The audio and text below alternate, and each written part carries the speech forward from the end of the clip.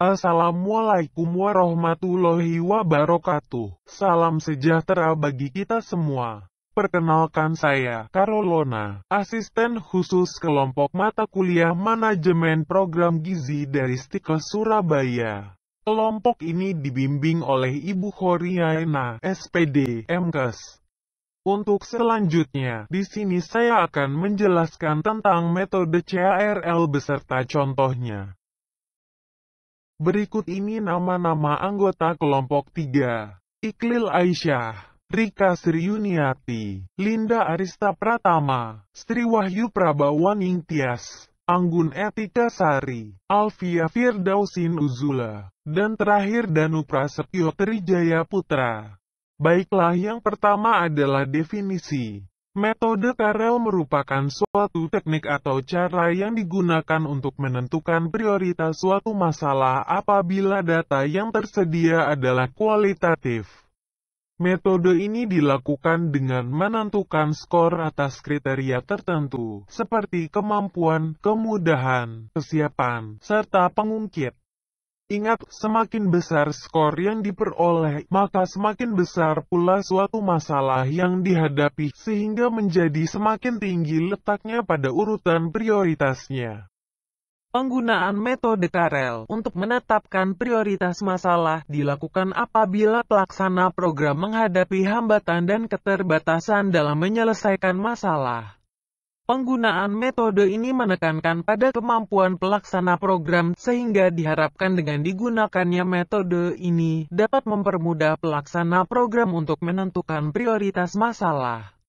Nah, catatan, tidak semua masalah kesehatan akan mampu diatasi oleh puskesmas maupun dinas kesehatan. Untuk itu perlu dilakukan penentuan prioritas masalah dengan menggunakan salah satu dari berbagai cara yang biasanya digunakan. Salah satu cara yang biasanya digunakan adalah metode CARL. Metode CARL merupakan metode yang cukup baru di bidang kesehatan. Metode ini didasarkan pada serangkaian kriteria yang diberi skor. Kriteria dalam metode ini mempunyai arti sebagai berikut. C. Capability, yaitu ketersediaan sumber daya atau dana, sarana dan peralatan.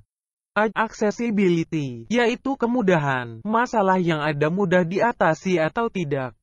Yang didasarkan pada ketersediaan metode atau cara atau teknologi serta penunjang pelaksanaan seperti peraturan atau juklak.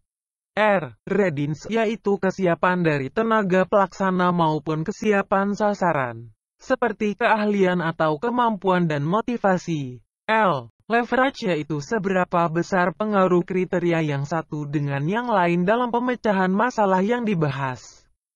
Langkah-langkah dalam menggunakan metode CARL. Pertama, identifikasi alternatif pemecahan masalah. Kedua, tentukan rentang skor yang akan digunakan.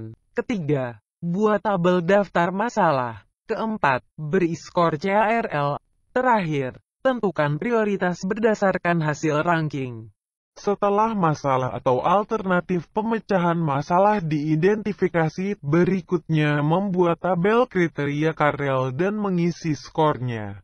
Bila ada beberapa pendapat tentang nilai skor, maka yang diambil adalah rata-ratanya. Nilai total merupakan hasil dari perkalian C dikali A dikali R dikali L. Berikut adalah contoh dari penggunaan metode CARL. Di sini ada daftar masalah A, B, dan C, kemudian mengisi skornya, lalu mengalihkan skor di kolom total nilai. Setelah diketahui hasilnya, dapat dilihat nilai total tertinggi merupakan prioritas. Kapan metode CARL digunakan? Metode CARL digunakan untuk menetapkan prioritas masalah apabila pengelola program menghadapi hambatan keterbatasan dalam menyelesaikan masalah. Penggunaan metode ini menekankan pada kemampuan pengelola program. Dalam penggunaan suatu metode pasti ada kelebihan dan kekurangannya. Berikut ini kekurangan dalam menggunakan metode CARL. Pertama, penentuan skor sangat subjektif sehingga sulit untuk distandarisasi. Kedua, penilaian atas masing-masing kriteria terhadap yang diskor perlu kesepakatan agar diperoleh hasil yang maksimal dalam penentuan peringkat. Ketiga, objektivitas hasil peringkat masalah atau solusi kurang bisa dipertanggungjawabkan karena penentuan skor atas kriteria yang ada. Nah, berikut ini kelebihan dalam menggunakan metode Karel. Pertama, dapat menentukan peringkat atas masing-masing masalah. Kedua, solusi atas masalah yang diberikan relatif banyak. Contoh di bidang gizi. 1. Menentukan identifikasi masalah.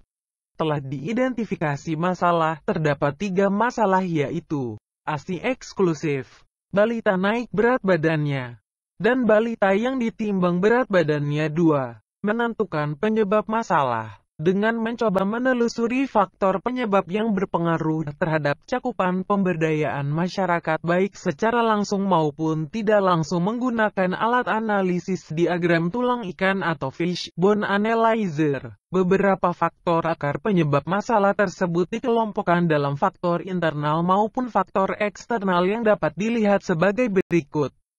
Masalah yang pertama adalah rendahnya cakupan ASI eksklusif dengan target 80%. Namun di Puskesmas Sidotopo tahun 2017 masih 71,98%.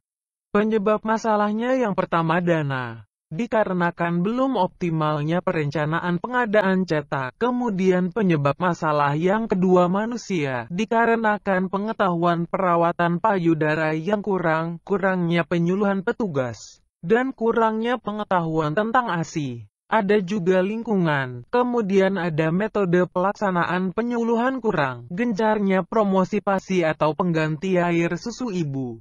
Kurangnya memanfaatkan kelas ibu hamil. Masalah yang kedua adalah cakupan balita yang naik berat badannya target 85%, namun di Puskesmas Sidotopo tahun 2017 masih 77,06%. Penyebab masalahnya yang pertama dana. Dikarenakan kurangnya pemberian PMT dan penyuluhan. Kemudian penyebab masalah yang kedua manusia. Dikarenakan pola makan dan pola asuh yang salah, pengetahuan yang kurang, pendidikan ibu yang masih rendah. Ada juga lingkungan dikarenakan kurangnya dukungan keluarga. Kemudian ada material dikarenakan kurang brosur tentang gizi balita. Dan yang terakhir metode dikarenakan cara pemberian makan yang kurang benar dan pelaksanaan penyuluhan kurang optimal. Masalah yang ketiga adalah cakupan balita yang ditimbang berat badannya target 85%, namun di Puskesmas Sidotopo tahun 2017 masih 83,4%.